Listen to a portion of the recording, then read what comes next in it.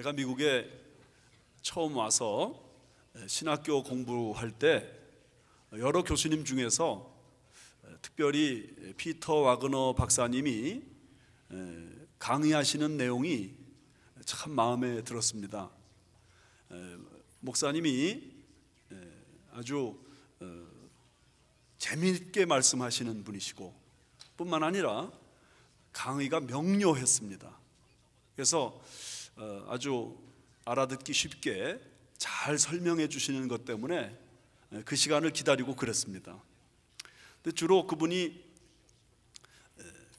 교회 성장학 강의를 하셨는데 그 교회 성장학 강의 중에서 이 기억에 남는 좋은 교회란 어떤 교회인가, 성장하는 교회는 어떤 교회인가 하는 사실을 말씀하신 것이 있습니다. 4가지 요소가 갖춰지면 교회가 좋은 교회고 성장하는 교회다, 그렇게 말씀하셨습니다. 그러면서 4P라고 그러셨어요. 첫 번째 P는 뭐냐면 good people, 교인들이 좋아야 된다는 겁니다. 교인들이 어떤 사람으로 구성되어 있느냐가 그 교회의 미래를 결정한다. 전적으로 동의가 되는 그런 이야기입니다. 두 번째, good pastor, 제 마음이 좀 흔들리는 그런 이야기였습니다. 그래서 저는 그 강의를 들으면서 가슴이 뜨끔했습니다. 이거 큰일 났다. 그런데 강의를 쭉 듣다 보니까 그 패스터라는 개념 속에 담임 목사만 있는 것이 아니라 교회 중추 세력을 감당하는 부교역자들, 또 장로님들, 또 중직자들, 순장님들, 그런 분들도 그 교회가 좋은 교회냐 좀 좋지 못한 교회냐를 결정하는 중요한 요소가 된다는 것입니다. 세 번째는 아주 더 메이크 센스한 그런 얘기였습니다. good prayer, 기도가 많은 교회, 좋은 교회요. 기도의 능력을 경험하는 교회, 좋은 교회라고 공감이 되시죠? 그런가 하면 그 기도가 한 방향으로 이렇게 집중해서 맞춰져야 된다는 것입니다. 목회자의 방향이 다르고 또 교인의 방향이 다르고 중직자의 방향이 다른 교회는 기도가 많아도 한 방향으로 나가기 어렵다는 것입니다. 그러니까 한 리더십의 방향을 따라서 온 교회가 힘을 합할 때 좋은 교회가 될 수 있다. 근데 마지막 4번째는 우리 강의 듣던 학생들이 다 웃을 수밖에 없는, 그러나 대단히 중요한 것이었습니다. 어떤 필까요? good parking lot. 그래서 파킹랏이 좋은 교회가 성장한다. 파킹랏이 좋아야 된다. 제가 좀 살펴보니까 우리 교회는 이제 성장할 것 같습니다. 그런데 제가 그 강의를 들으면서 한 가지 더 생각한 것이 있습니다. 다 좋은데 교회 체질이 중요하지 않은가? 교회 체질, 교회의 어떤 방향성, 교회 문화, 교회 전통, 교회 풍토, 이게 중요하지 않은가? 전 그런 생각이 좀 들었습니다. 건강을 따져도 건강한 체질이 있고 병약한 체질이 있습니다. 건강한 체질은 주변 사람 다 감기 걸려도 잘 감기 걸리지 않습니다. 다 우리 몸에 암균들이 있다고 그러잖아요. 그런데 넉넉하게 이겨낸단 말이죠. 그런데 병약한 체질은 남이 안 걸리는 것까지 끌어다가 걸려요. 그러니까 이 병약한 체질이면 참 건강 유지한다는 게 어려운 것이 분명합니다. 음식 조금만 잘못 먹어도 탈나고, 바람 조금만 잘못 쐬도 감기 걸려버리고, 이게 연약한 병약한 체질의 한계입니다. 근데 이런 체질이 나라마다 종족마다 다 달라요. 왜냐하면 유구한 역사 속에서 이렇게 형성되어 오다 보니까 어떤 문화는 굉장히 훌륭한 문화입니다. 어떤 문화는 정말 이로운 문화입니다. 그런데 어떤 문화는 정말 좋지 않은 그런 문화가 있습니다. 아프리카의 어떤 종족은요, 배신을 잘하는 것을 숭상하는 그런 종족이 있다는 거예요.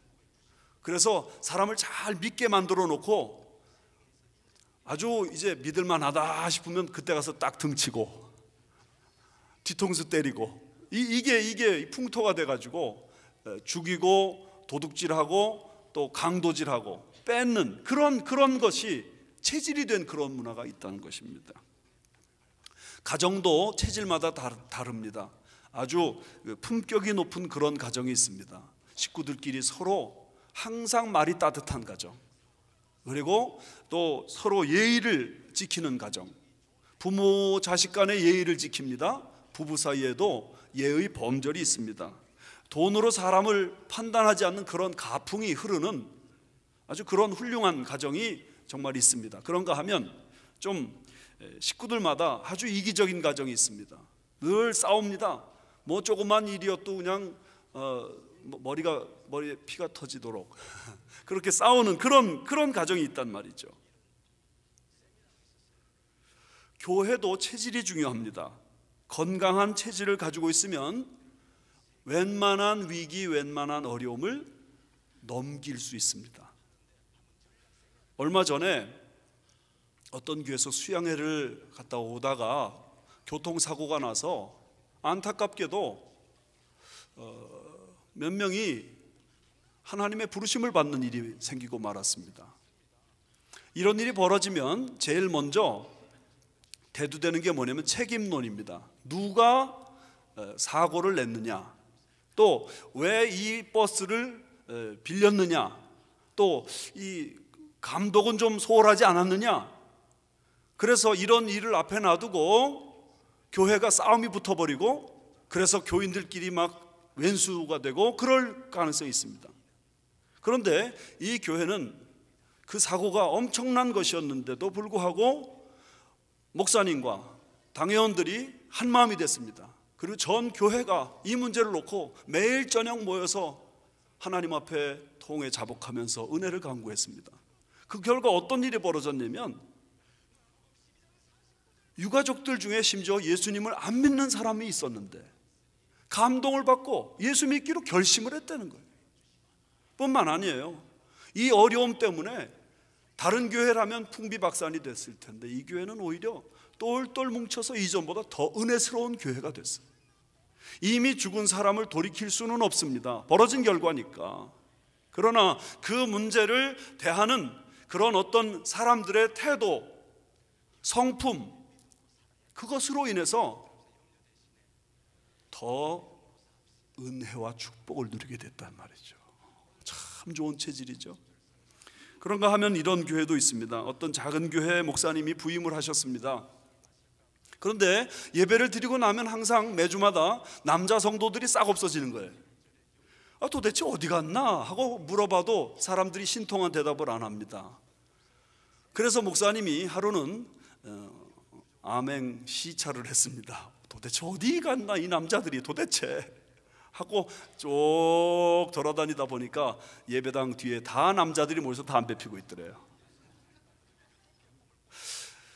혼자서 예수 믿는 사람이 술 마시고 담배 피는 것도 그렇게 추천할 만한 일이 아닌 것 우리 다 아는데, 여러분, 예수 믿는 사람들이 같이 모여서 술 마시거나 같이 모여서 담배 피는 것은 정말 그리스도인의 덕을 깨는 일이고, 같이 나중에 모여가지고 은혜스러운 말을 할 수 없는 분위기를 만들어요.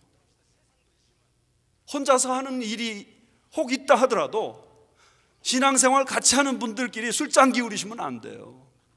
신앙생활 같이 하는 분들끼리 담배 피면서 이러고 저러고 떠든다면 거기서 어떻게 그리스도의 아름다운 덕을 선전하는 일을 우리가 감당할 수 있겠습니까? 그런 의미에서 교회는 체질이 중요합니다. 건강한 체질을 가져야 돼요. 제가 교육전도사 시절 때 개척교회에 있으면서 제가 간절한 기도 제목이 있었습니다. 어떤 기도를 했냐면, 주여 저를 좋은 교회로 인도해 주시옵소서. 제가 처음 예수 믿는 교회가 있거든요. 그리고는 곧바로 교육전도사로 부임을 해서 사역을 하기 시작했습니다. 그런데 두 교회가 다 나름대로 좋은 교회였습니다. 그렇지만 제 마음속에 이건 아니다 하는 그런 생각이 많았습니다. 왜냐하면 첫 번째 교회는 여러 가지 장점이 있음에도 불구하고 목사님하고 장로님들이 자꾸만 싸우는 거예요. 목사님이 부임하도록 장로님이 초빙을 하는데 부임만 하면 그 다음부터 흠 잡아가지고 그 목사님 쫓아내는 일 때문에 늘 애걸복걸하는 그런 교회란 말이죠. 그런 모습 지켜보면서 아주 교인들끼리 싸우는 거라면 이제 신물이 나더라고요. 그런데 그 다음에 제가 교육전도사로 부임해 간 교회는 무능력한 교회가 아니었나. 좋은 장점이 많이 있었음에도 불구하고 왠지 교회가 무능력한 거예요.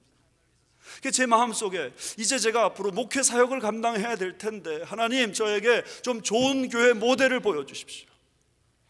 그게 제 간절한 소원이었어요. 그래서 지금도 잊히지 않아요. 제가 구체적으로 하나님께 드리는 기도문이 있었습니다. 이렇게 기도했습니다. 주여 저에게 부정적인 면을 통해서 긍정적인 면을 충분히 배우게 하셨사오니 이제 긍정적인 면을 통해서 긍정적인 면을 배우는 그런 사역자가 되게 좋은 교회로 인도해 주시옵소서. 교회가 막 싸우잖아요. 그 부정적인 면이에요.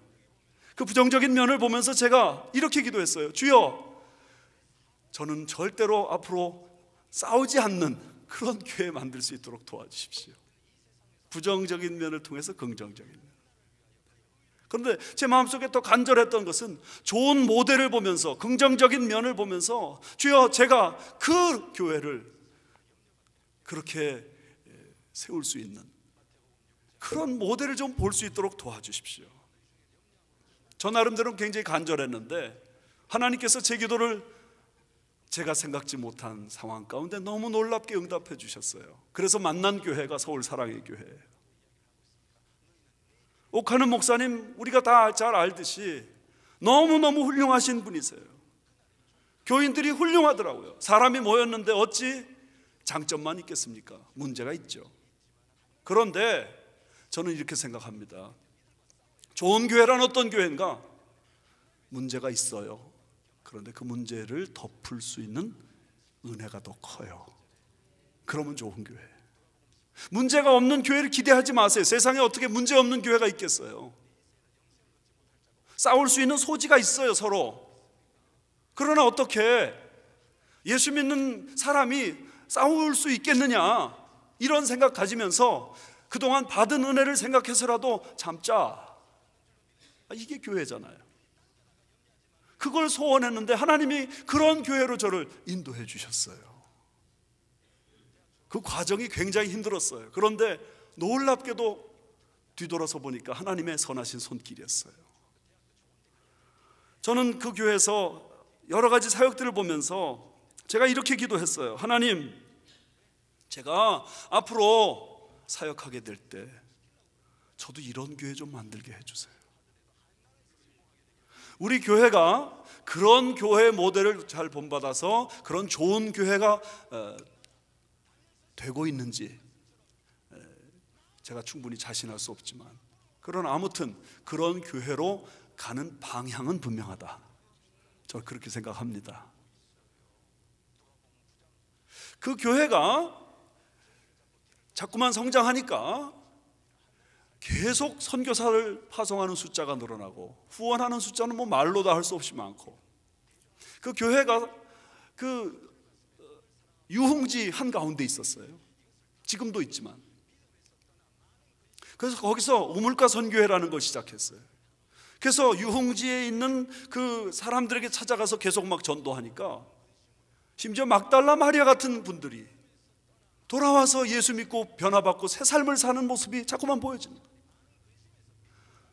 늙으셔서 혼자 사는 독거노인들 찾아다니면서 성도들이 식사 대접하고 설거지 해드리고 빨래 해드리고 닦아드리고, 소년 소녀 가장들 찾아가서 머리 쓰다듬어주고 격려해주고 용돈 주고, 고아원 찾아다니면서 봉사하고, 그것이 계속 막 늘어나더라고요.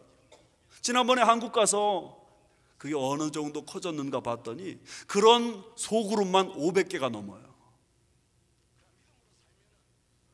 제가 그걸 보면서 참 교회가 건강한 체질을 가지는 건 너무너무 중요하다. 어떤 교회는 이상하게 모든 에너지를 싸우는 데 소비해요. 어떤 교회는 이상하게 에너지를 자기 교회만을 위해서 써요.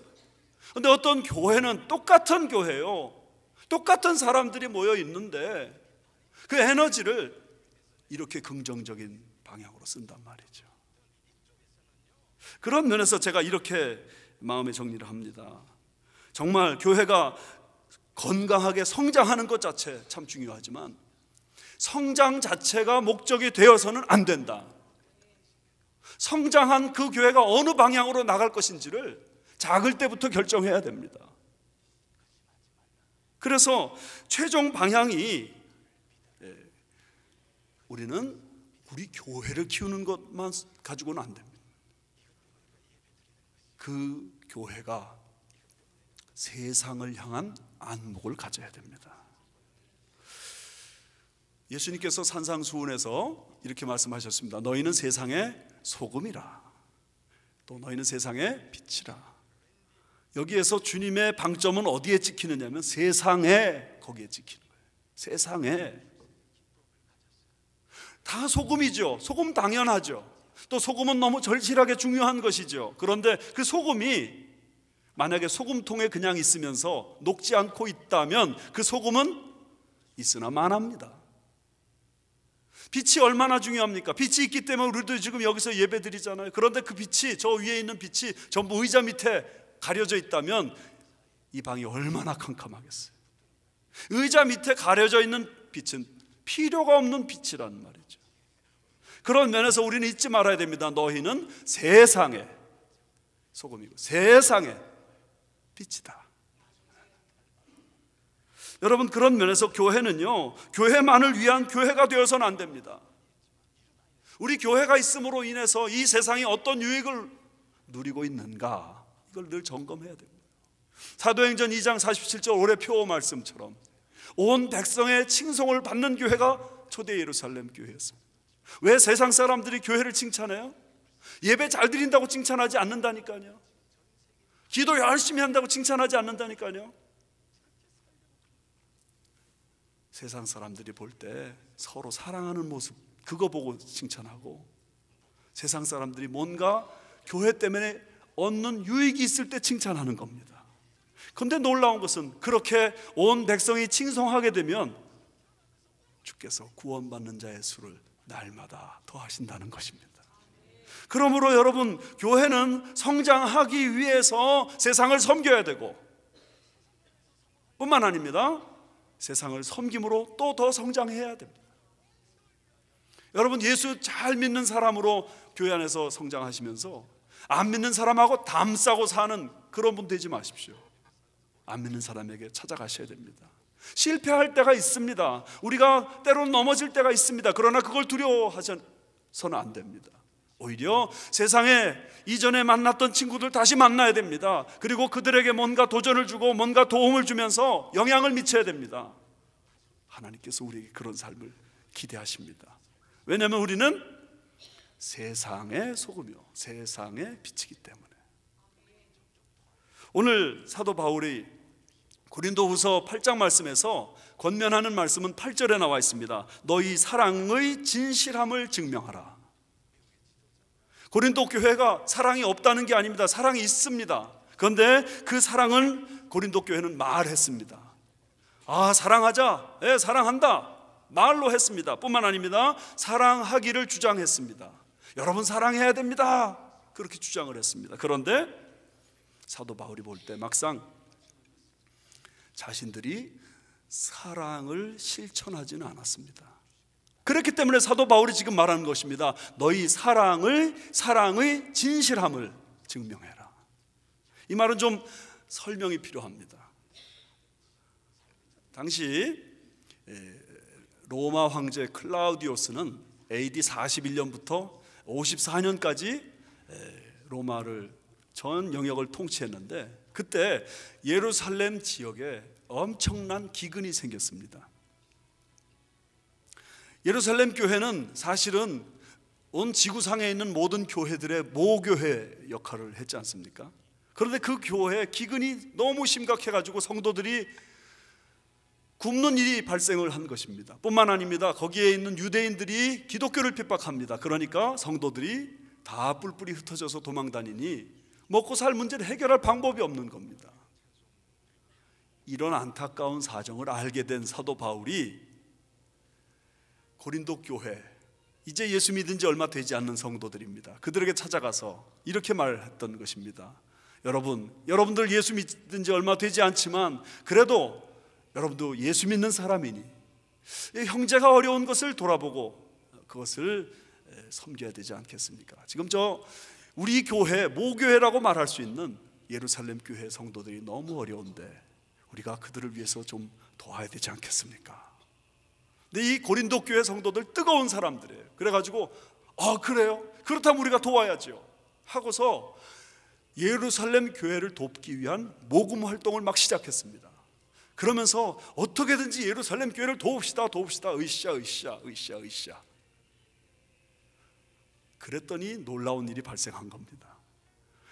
그 고린도가 있는 지역에서 멀리 떨어져 있는 마게도니아 지역의 성도들, 그들이 고린도 교회가 예수 믿은 지 얼마 되지도 않는데 이렇게 예루살렘 교회 어려움에 동참한다는 그 이야기를 듣고 그러면 우리도 동참하겠습니다 하고 덤벼들기 시작한 겁니다. 그런데 여러분, 고린도후서 8장 앞부분에 보시면 그 마게도니아 교회는요, 환난에 많은 시련이 있는 교회였어요. 극심한 가난이 있는 교회였어요. 자기들도 어려운 형편이었어요. 그런데 하나님 사랑이, 또 성도에 대한 사랑이 막 끌어넘쳐서 힘대로 도와줄 뿐만 아니라 힘에 지나도록 자원하면서 도와줬어요. 뿐만 아닙니다. 고린도가 있는 이 카운티 지역이 아가야라는 지역인데 아가야에 있는 다른 교회들도 고린도 교회가 이 좋은 일을 하니 우리가 동참합시다 하고서는 벌떡 일어나가지고 돕기 시작했는데 1년이 넘는 동안 계속 모금을 해서 그 모금한 것을 예루살렘 교회에 보내주는 거예요. 어떻습니까? 고린도 교회가 정말 좋은 역할 많이 했죠. 대단하죠. 그런데 문제가 있습니다. 고린도 교회가 처음에 이렇게 모금 운동을 하고 또 예루살렘 교회 돕는 운동을 시작을 했지만 시작하다가 말고 흐지부지 돼버렸어요. 무슨 사정이 있었겠죠. 형편이 어려운 게 있었겠죠. 그래서 돕는 일이 그냥 중단돼 버리고 말았어요. 마게도니아 교회들과 아가야에 있는 교회들은 이 예루살렘 교회를 도와줬는데 막상 고린도 교회는 이런 운동을 처음 시작은 했지만 자기들은 돕지 못했어요. 이 사실을 알고 아직도 예루살렘 교회는 어려움에 빠져 있었기 때문에 사도 바울은 고린도 교회 성도들에게 너희 사랑의 진실함을 증명해라. 사랑한다고 말하고 사랑하자고 말한 것까지 좋은데 그 사랑의 진실함을 증명해야 되지 않겠는가? 여러분, 사랑도 모조품이 있습니다. 짝퉁이 있어요. 유사품이 있어요. 그런데 그거 사랑 아니에요. 짝퉁 사랑이 뭔가? 첫 번째, 마음으로만 사랑하는 거. 물론 사랑은 마음으로 하는 거죠. 마음이 시작돼야 되죠. 그런데 마음에서 끝나면 그거 사랑 아닙니다. 그런데 그런 표현하지 않으면서 사랑한다고 생각하시는 그런 분들 계셔요. 우리 한국 남자들이 좀 그런 부분이 약하죠. 부인한테 여보 사랑해 이 한마디 하면 부인이 그냥 10년 묵은 앙금이 다 내려갈 텐데 그 표현 안 한다고요. 표현 안 하는 건 사랑 아닙니다. 아멘 하셔야 되는데 표현하시는 은혜가 있기 바랍니다. 표현 안 하는 건 사랑 아니에요. 아내도 남편에게 사랑을 표현해야 되고 부모도 자식에게, 자식도 부모에게 사랑을 표현해야 돼요. 마음으로만 있는 사랑은 짝퉁입니다. 두 번째, 말로만 하는 사랑이 있습니다. 사랑한다고 말은 잘해. 교회에서도 봉사하라고 그러면 말은 잘해. 예 그렇게 하죠. 근데 안 해. 헌금 내야 됩니다. 그럼 예 그런데 안 내. 이거 사랑입니까? 이것도 짝퉁입니다. 세 번째, 남이 볼 때만 사랑하는 경우도 있습니다. 여러분 한번 생각해 보세요. 선한 사마리아인의 비유에서 제사장이 거반 죽은 사람을 보고 지나갑니다. 그 다음에 레위인도 그 죽어가는 사람을 그냥 보고 지나갑니다. 왜 지나갔을까요? 왜 지나가요? 답은 이겁니다. 아무도 보는 사람이 없어서. 만약에 그 사람이 예루살렘에서 여리고로 가는 그 도상의 산골짜기에서 지금 죽어가고 있는 게 아니라 예루살렘 대로 한복판에서 죽어가고 있었으면 아마 제사장도 레위인도 나타나서 이렇게 말했을 것입니다. 다 비키시오, 내가 돕겠어. 근데 여기는 산골짜기 아무도 없어요. 그러니까 둘러보고 아무도 없으니까 이런 데서 내가 선을 행할 수 있나? 이러면 짝퉁이란 말이에요. 여러분, 그렇다면 이런 질문 던져보세요. 진정한 사랑은 뭔가? 마음으로만 하는 사랑 짝퉁, 말로만 하는 사랑 짝퉁, 사람 보는 데서 하는 것 짝퉁. 그럼 진정한 사랑이 뭐예요? 진정한 사랑. 그 진정한 사랑이 무엇인지 사도 바울은 9절에서 말씀하고 있습니다. 9절 보세요. 같이 읽을까요? 시작. 우리 주 예수 그리스도의 은혜를 너희가 알거니와 부요하신 이로써 너희를 위하여 가난하게 되심은 그의 가난함으로 말미암아 너희를 부요하게 하려 하십니다. 그리스도 예수님께서 우리에게 보여주신 사랑이 진실한 사랑이라는 거예요. 이 사랑은 어떤 사랑인가? 부요하신 분으로서 가난한 자가 되셨다. 우리는 사랑을 뭐 좀 주는 거로 생각합니다. 돈도 좀 주고 시간도 좀 주고 봉사도 좀 주고, 그거 사랑이라고 말합니다. 기빙이 사랑이다. 그러나 예수 그리스도께서 우리에게 보여주신 사랑은 단순히 주는 사랑이 아니라 비카밍의 사랑이에요. 되는 사랑이에요. 가난한 자처럼 돼버리셨어요. 베들레헴 말구유에 어린 아기가 되셔서 오셨어요. 우리가 가난한 사람들처럼 예수님도 가난한 삶을 사시는 자가 되셨어요. 본래는 부유하신 자인데 그분은 우리 자체가 돼버리셨어요. 이게 진짜 사랑이라는 거예요. 그런데 그 사랑을 입고 어떤 일이 벌어지느냐? 그분은 그냥 가난한 채로 십자가에서 처절하게 못 박혀 죽는 채로 그 인생이 끝나셨는데 그분 때문에 우리는 부요한 자가 되는 거예요. 이게 참 사랑 아닙니까?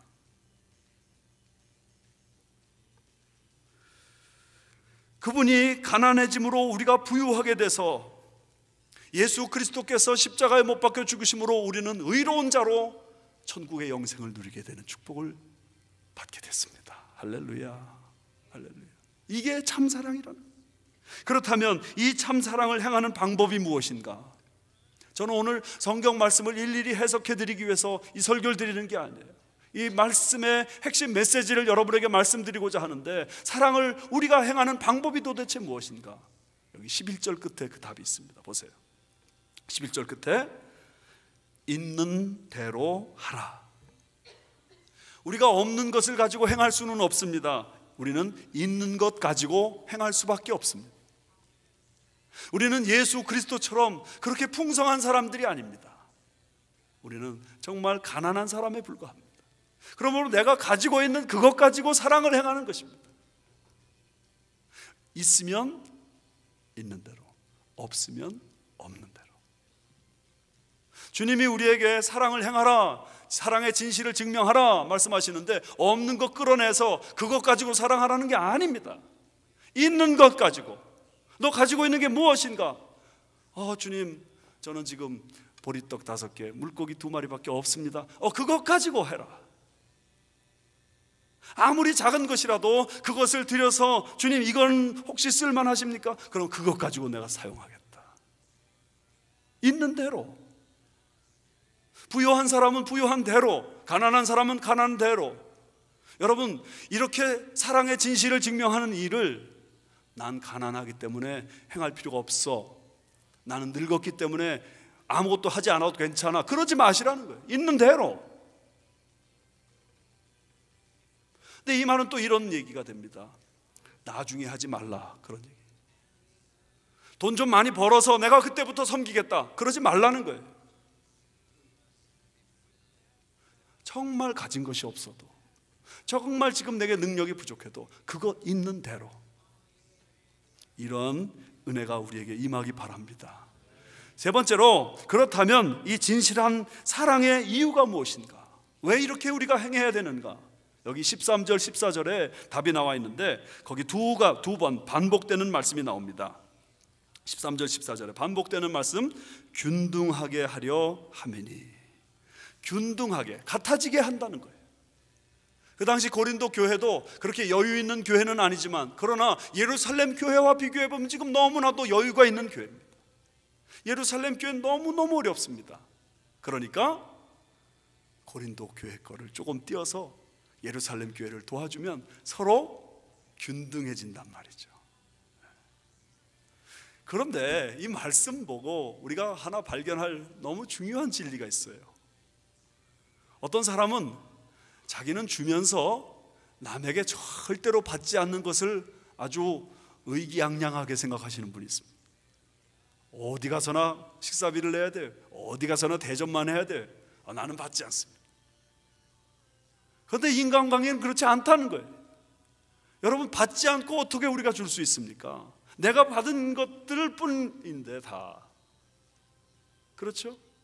그래서 사도 바울은 지금 이렇게 얘기하고 있는 것입니다. 오늘 너는 지금 줄 수 있지만 혹시 내일 줄 수 없을 때, 혹시 내일 내가 가난해질 때, 그때 부요해진 사람이 당신에게 줄 수도 있다.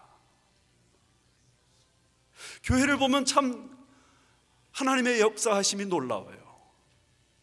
우리 생각에는 교인들마다 하나님이 다 똑같이 은혜를 베풀어 주셔가지고 똑같이 경제적인 생활 축복 누리고 똑같이 건강해지면 좋을 것 같은데, 하나님 그렇게 일 안 하세요. 어떤 사람에게 하나님이 물질을 많이 쏟아 부어 주세요. 근데 어떤 사람은 그렇게 기도하고 매달리는데도 안 주셔요.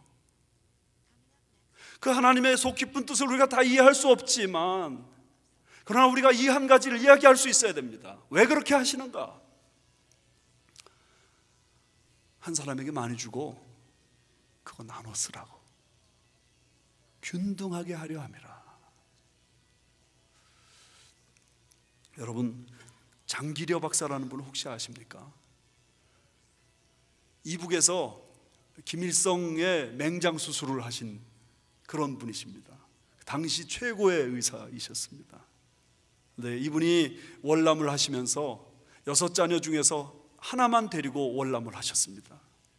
한 달만 있으면 돌아갈 수 있을 거라고 생각하고 내려왔는데 못 돌아가셨어요.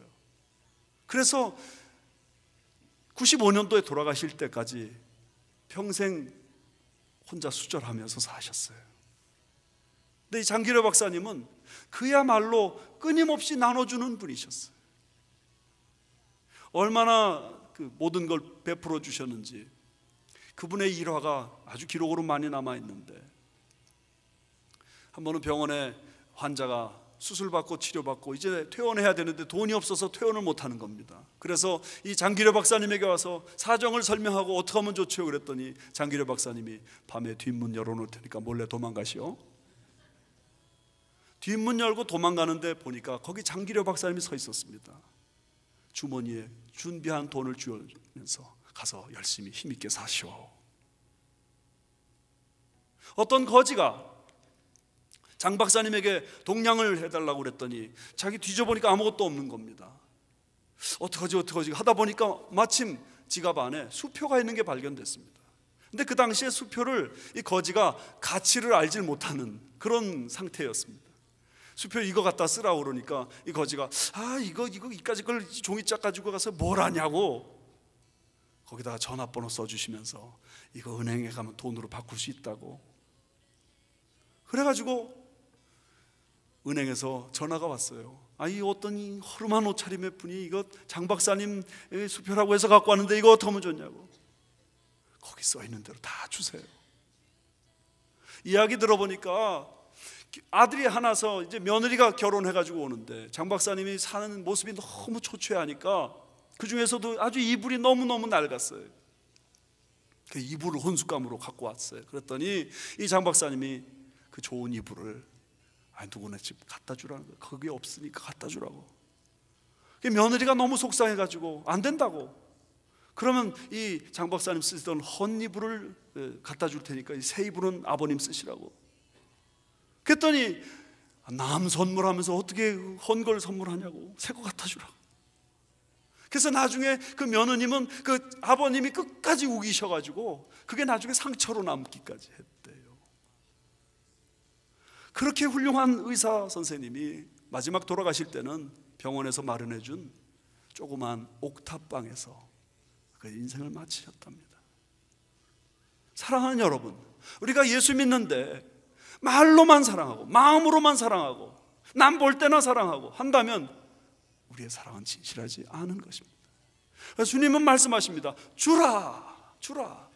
우리가 주면요, 이상하게도 우리에게 더 채워집니다. 누가복음 6장 38절에 주라, 그러면 너에게 안겨주리니 누르고 흔들어 넘치도록 부어주리라. 할렐루야. 이게 우리 예수 믿는 사람들의 삶의 방향입니다. 이게 우리가 교회의 이 운영 방향이 되어야 됩니다. 오늘 우리 교회는 오렌지 카운티 기독교 교회 협의회 회장 이취임식을 거행합니다. 여러분은 어떻게 이걸 이해하시는지 모르지만 제가 이해한 대로, 제가 파악한 대로 이 자리는 철저한 봉사의 자리입니다. 저는 사실 생각해 볼 때 우리 교회가 그동안 우리 오렌지 카운티 지역에서 많은 은혜를 누렸다, 그렇게 생각합니다. 여러분, 어떤 교회도 자기 힘만으로 오늘에 이른 교회는 없습니다. 다 주고받는 거예요. 서로 다 주고받아요. 뿐만 아닙니다. 우리는 이 지역사회에서 사실 많은 사랑의 빚을 지고 있습니다. 부에나팍에 있을 땐 부에나팍 시로부터 많은 사랑의 빚을 졌고, 이제 또 부레아에서 우리는 사랑의 빚을 지고 있습니다. 그런데 거머리처럼 다고다고 하는 인생이 돼야 되겠습니까? 교회가 그런 모습이야 되겠습니까? 사실 교회 사역 외에 다른 일을 하는 것은 좀 힘든 일입니다. 물질도 많이 필요합니다. 그러면 우리 교회에 힘을 집중해도 늘 부족한데 왜 이 힘을 밖으로 내보내는가? 같이 살아나가는 공동체 사회이기 때문에 그렇습니다. 우리 교회가 가지고 있는 힘을 조금만 밖으로 내보내면서 이 지역사회를 섬기고 또 연약한 교회를 섬기고자 할 때에 우리의 사랑의 진실함을 증명하는 것입니다. 여러분, 혈액은 계속 순환해야 되죠. 우리 교회에 생기는 이 파워, 힘을 이걸 자꾸 밖으로 내보내면 우린 망할 것 같죠? 아니에요. 이상하게 힘이 계속 더 들어오게 되는 거예요. 이걸 놓치지 말아야 돼요. 움켜잡는다고 해서 내 것이 되는 게 아닙니다. 잠언 11장 말씀에 흩어 나눠주어도 부하게 되는 일이 있다고 말씀하셨습니다. 교회는 자꾸만 나눠줘야 돼요. 자꾸 힘을 밖으로 쏟아야 돼요. 우리도 살기 힘든데, 아니 그렇게 하지 마십시오. 가정도 마찬가지입니다. 힘을 자꾸만 밖으로 내보내세요. 좋은 일을 자꾸만 아이들 보는 앞에서 자꾸 행하세요. 그러면 어려운 가운데서도 행하는 그 일 때문에 아이들도 자꾸 나눠주는 삶을 배우고, 이게 진짜 사람답게 사는 모습이구나 깨닫게 됩니다. 우리가 어떻게 이 지역사회에 살면서 이 지역사회를 섬길 것인가? 우리 앞에 너무나도 훌륭하게 보여주신 예수 그리스도의 본을 따라 행하는 겁니다. 우리가 좀 더 낮은 마음으로 이 지역사회에 내려가야 됩니다. 비카밍의 은혜를 받아야 됩니다. 이 지역사회가 잘 되는 게 곧 우리가 잘 되는 것이요, 미국이 축복받는 게 곧 우리가 축복받는 것이다. 놓치지 말아야 됩니다. 미국은 다 힘든데 우리만 잘 된다고요? 있을 수 없습니다. 근데 이 일을 행하는데 기억하십시오. 어차피 없는 것으로는 못합니다. 있는 것 가지고 하는 겁니다. 있는 것 조금만 서로 내놓기 시작하면 큰 산도 만들 수 있습니다. 하나님이 도와주셔서 이 일을 허락하실 줄 저는 믿습니다. 여러분, 그런 면에서 이 교협 사역도 담임 목사 혼자의 사역이 아니라 우리 교회 전체의 사역이 돼야 되고 힘을 같이 실어 주셔야 됩니다. 행하되 겸손하게, 조용하게, 그저 알듯 모르듯 그렇게 우리가 이 사랑을 베풀고자 할 때 우리 자신의 양심이 우리의 진실함을 증명해 줍니다. 그리고 우리 주변의 사람들이 우리 교회가 있기 때문에 우리가 좋다, 그렇게 말하게 됩니다. 그럴 때 교회도 함께 성장하는 겁니다. 이 은혜가 2013년 저와 여러분 모두에게, 또 여러분 모두의 가정에게, 우리 교회에 차고 넘치시기를 주님의 이름으로 축원합니다.